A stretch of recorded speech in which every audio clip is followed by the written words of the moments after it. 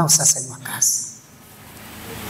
Kama kuna afisa yeyote aliyeomba kuwa afisa mtendaji, sijui afisa elimu, sijui afisa kilimo, sijui afisa maendeleo ya jamii, kwa sababu tofauti na kuwajibika kwa wananchi, basi sababu hizo muda wake umekwisha.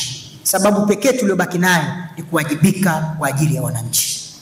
Niwaombe sana tukashikamane, tukashirikiane, tukatafsiri maana halisi ya uwepo wetu kwa matendo ya uwajibikaji wetu. Kitakachotupeleka mbele, kitakachotupa sifa ni performance yetu, si kitu kingine.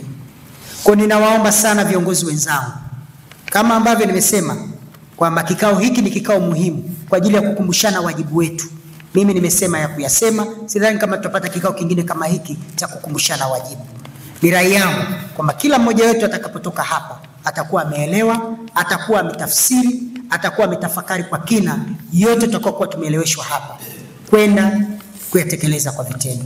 Huduma bora kwa wananchi, tunatakiwa tupunguze malalamiko kwa wananchi. Mimi ofisi yangu nikipokea wananchi wamekuja kwenye malalamiko, najua moja kwa moja wasaidizi wangu ambao ni vijiji na kata hamfanyi kazi yenu. Ofisi ya mkuu wa wilaya ikijaa wananchi pale wameenda kulalamika kwa mkuu wa wilaya, ina maana sisi hatujafanya majukumu yetu. Kama viongozi, maadili ya viongozi yanajulikana. Tusitumie madaraka yetu vibaya tukasababisha wananchi waichukie serikali. Kwa hiyo niwaombe kila mmoja baada ya mkutano huu wa leo akabadilike kabisa. Tumeelekezwa na Mheshimiwa Rais, tumeelekezwa na Mheshimiwa Waziri Mkuu, tumeelekezwa na Waziri wa TAMISEMI kwenda kuleta tabasamu kwa wananchi badala ya kwenda kuwa chanzo cha migogoro kwa wananchi ambao tunaongoza. Uongozi ni sawa na baba ndani ya familia. Unapoamka asubuhi hakikisha kwamba familia yangu leo inakula nini.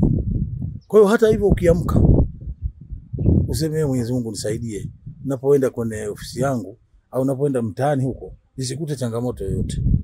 Sasa utapokuta kuna changamoto kwa wananchi, kazi yako moja ni kuhakikisha kwamba changamoto hiyo inaimaliza kwa amani na usawa. Lakini pia vile vinatakiwa mwenyekiti au kiongozi ujiheshimu.